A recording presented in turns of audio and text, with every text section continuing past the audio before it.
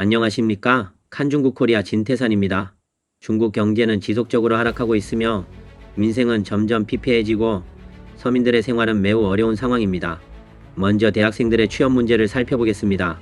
중공 정부의 공식 발표에 따르면 2024년 졸업 예정인 대학생 수는 1179만 명으로 역대 최고치를 기록했습니다. 이들 중 절반 이상이 졸업 후 실업이라는 냉혹한 현실에 직면하고 있습니다. 먼저 몇 가지 영상을 함께 보겠습니다. 이 영상은 2024년 대학 입시가 끝난 후 수험생들이 만족스러운 대학 입시 점수를 받고 흥분한 반응을 보여줍니다. 667점? 667점? 와, 우리 딸 정말 대단하다. 몇 점? 몇 점이라고? 우리 딸이 667점 받았대. 667점? 여보 너무 흥분하지 마세요. 680점. 와, 정말 대단해. 정말 훌륭하다.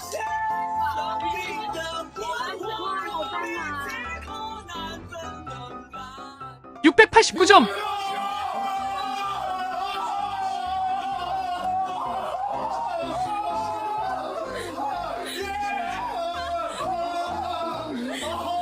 정말 높은 점수예요.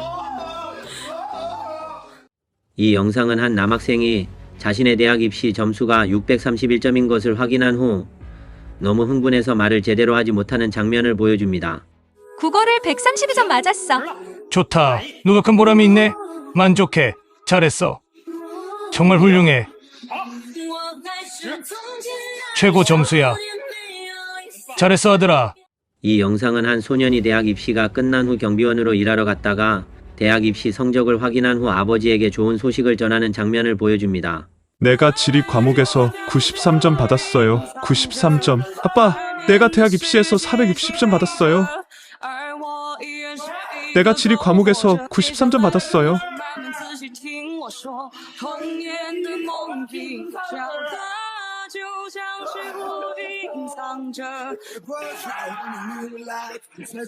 합격이에요. 대학 입시에 참가한 학생들이 만족스러운 점수를 받아 기뻐하는 모습을 화면을 통해 볼 수 있으며 그들의 흥분과 기쁨이 느껴집니다. 하지만 간과할 수 없는 문제는 이 대학생들이 졸업 후 어떤 취업 환경에 직면하게 될지입니다. 몇몇 대학생들이 졸업 후 취업을 하는 과정에서 겪는 상황을 살펴보겠습니다. 저는 정말로 무너졌어요. 가족의 지원이 없는 대학생들은 정말로 졸업하면 바로 실업자가 되나요? 지금의 고등교육은 정말로 과잉 모집의 결과인가요? 오늘은 2024년 7월 30일입니다. 졸업장을 받은 지 어느 정도 시간이 지났지만 거의 매일 채용 프로그램에 이력서를 제출해도 돌아오는 답변은 거의 없습니다. 졸업 전에는 축복받은 사람이었지만 졸업 후에는 바로 실업자로 전락해버렸습니다. 신입 졸업생을 모집하면서 1년이나 2년 이상의 경력을 요구하는 것이 이해가 안 됩니다. 막 졸업한 대학생이 어떻게 경력이 있겠어요? 점점 대학에 가는 의미를 모르겠네요. 이 영상은 한 남자 대학생이 졸업 후 3개월 동안 2,000개 이상의 이력서를 제출했지만 아무 일도 찾지 못한 상황을 보여줍니다.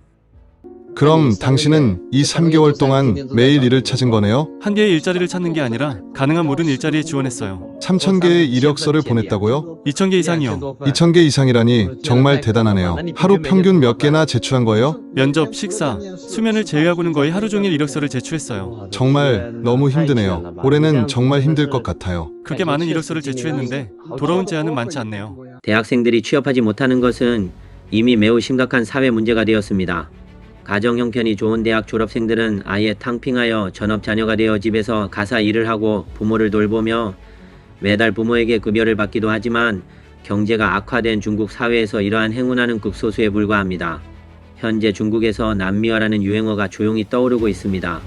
이 표현은 보통 가정의 아이들이 10여 년간 공부를 하고 대학 학업을 잘 마쳤지만 졸업 즉시 실업 상태에 빠지고 그들이 사회에 대해 아무것도 알지 못하며 아무것도 이루지 못한 채 인생을 자포자기한 상태를 뜻합니다. 이 이미지는 울고 있는 한 소녀의 모습이며 이미지에 적힌 글은 한 여대생이 졸업 후 30번의 면접을 봤지만 매일 무너질 것 같은 상황에 놓여 있다는 내용입니다. 아래 영상은 젊은 대학 졸업생들이 거리에서 방황하며 길바닥에 누워 잠을 자는 모습을 보여줍니다.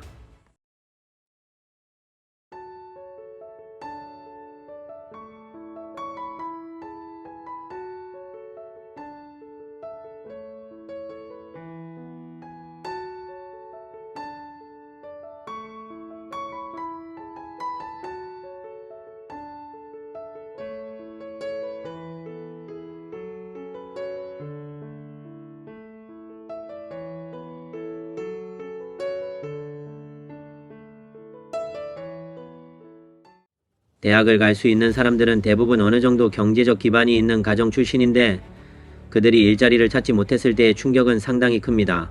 중국 정부는 3년 동안 코로나19 방역을 이유로 강제 봉쇄 정책을 시행하면서 중국 내 많은 공장과 기업들이 문을 닫게 되었습니다. 그 결과 고등교육을 받지 못한 기층의 사람들은 더욱 가혹한 삶을 살아가야 하는 상황에 처하게 되었습니다. 2024년 8월 28일 중국 본토의 동영상 블로거 화영가가 틱톡에 올린 한 영상에는 절강금화 출신의 한 중년 남성이 그에게 도움을 청하는 장면이 나옵니다. 아직 아침 안 드셨어요? 네, 못 먹었어요. 홍소윤면이요. 큰 그릇으로 드릴까요? 작은 그릇으로 드릴까요? 큰 그릇으로요. 닭다리 2개 추가해 주세요. 무료로 주는 국물은 제가 안 마실 테니 드세요. 많이 배고프시죠? 배고파서 말씀하시는 것도 힘들어 보이네요. 네, 맞아요. 기운이 없어요. 오늘 아침에 일하기도 싫었어요. 막다른 길에 다다른 것 같아요. 국물도 다 마셨네요. 네, 이제 조금 정신이 돌아오네요. 한 달 반 동안 일한 게 사흘뿐이라고요? 여기서는 하루도 일하지 못했어요. 중년 남성은 어젯밤에 잠을 자고 일어나 다리에서 뛰어내릴 준비를 했다고 합니다. 오늘 만약에 진 사장님이 내 전화를 받지 않으셨다면 나는 여기 그냥 앉아 있었을 겁니다. 사장님이 오신 걸 봤어요. 음식을 먹고 나니 말할 힘이 생겼어요. 지금은 걸을 힘도 없어요. 곧바로 내려가서 다리에서 뛰어내리려 했습니다. 중년 남성은 한 달 반 동안 사흘밖에 일하지 못했고 합비에서는 하루도 일하지 못했습니다.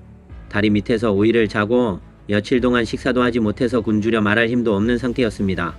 다행히도 블로거의 도움으로 식사를 하게 되어 목숨을 건질 수 있었습니다.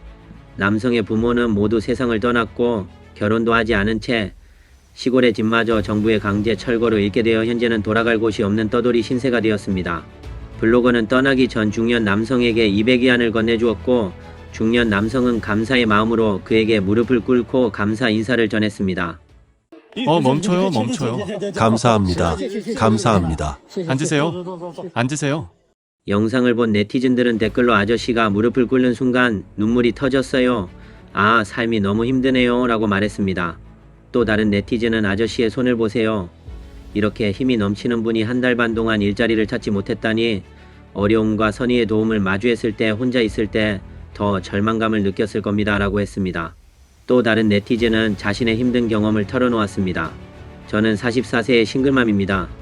2아이를 키워야 하는데 이 애매한 나이에 유치원이 문을 닫아서 실직했습니다. 울고 싶어도 눈물이 안 나옵니다. 그저 스스로를 다독이며 버티라고 말할 수밖에 없습니다. 이 영상이 해외 X 플랫폼에 퍼진 후 한 네티즌은 말했습니다.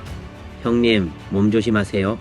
이런 영상을 볼 때마다 나도 그와 같은 상황에 빠질 가능성이 매우 높다고 생각해요. 나는 그들보다 조금 더 운이 좋았을 뿐입니다. 저는 중국을 떠날 기회를 만났습니다.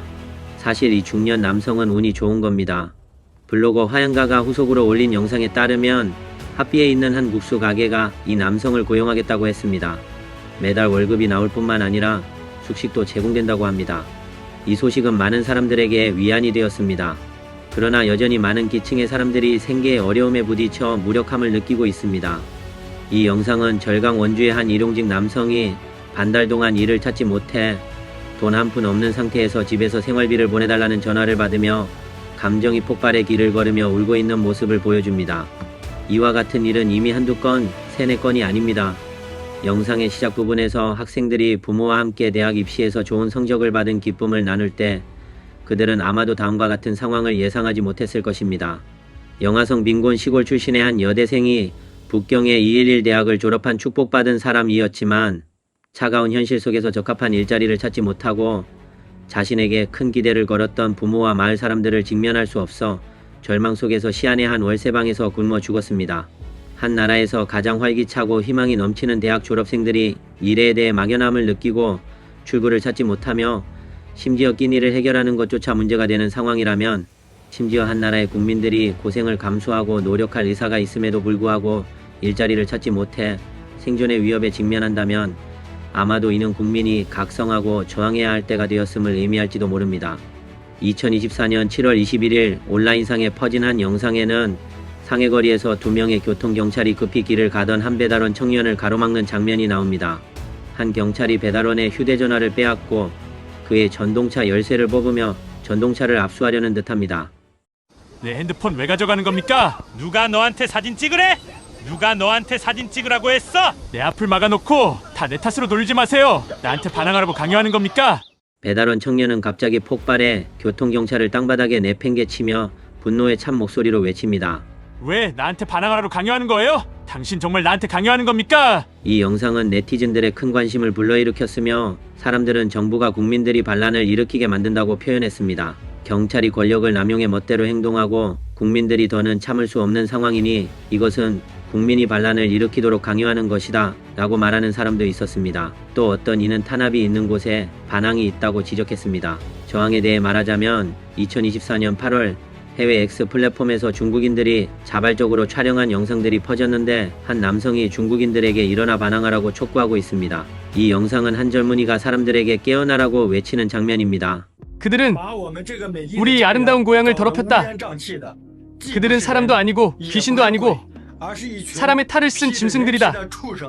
이 남성은 영상에서 모두가 일어나 단결에 저항하라고 호소하고 있습니다. 동포 여러분 일어나세요. 더 이상 나약해지지 맙시다.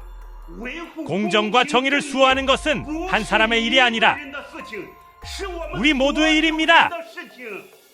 백성을 적으로 삼는 자는 바로 공정과 정의를 적으로 삼는 자입니다. 우리가 단결하면 반드시 그를 쓰러뜨릴 수 있습니다. 이 영상은 아버지와 아들이 호소하는 목소리를 담고 있습니다. 그들은 영상의 끝에서 중공이 선전하는 소위 국가를 부르는데 이는 중공 정부에 대한 매우 큰 풍자를 전달하고 있습니다. 동지 여러분, 단결합시다. 당신이 목소리를 내지 않는다면, 나도 목소리를 내지 않습니다. 만약 우리 모두가 침묵한다면 다음 세대가 재앙을 겪을 것입니다. 그러면 우리는 결국 그들이 수확하는 부추로 전락할 것입니다. 더 이상 나약해지지 맙시다. 이제는 일어나야 할 때입니다. 일어나라. 노예가 되기를 거부하는 사람들아.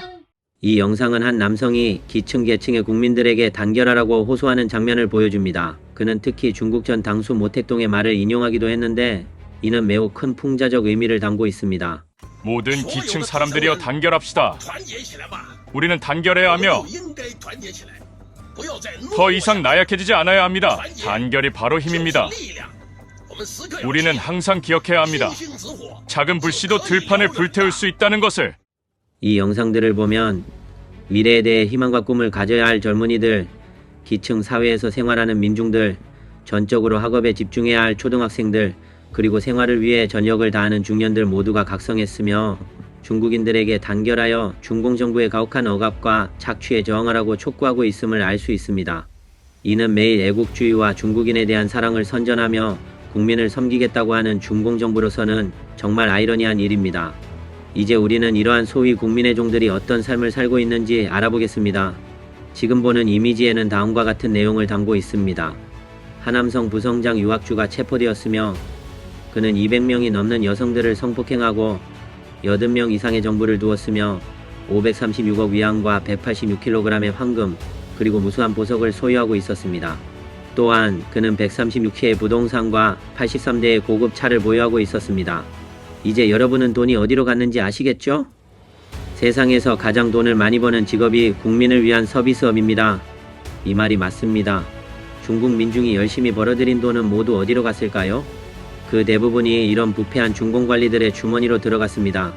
중국 국민은 의식주행을 위해 애쓰고 심지어 먹을 것도 없고 삶이 절망적인 상황에 빠져있는 반면 중국의 부패한 관리들은 호화롭게 생활하며 여전히 국민을 억압하고 있습니다. 국민 모두가 중공의 폭정에 저항하려고 일어설 때 중국 사회는 정말로 변화를 맞이하게 될 것입니다. 이번 영상은 여기까지입니다. 시청해주셔서 감사합니다.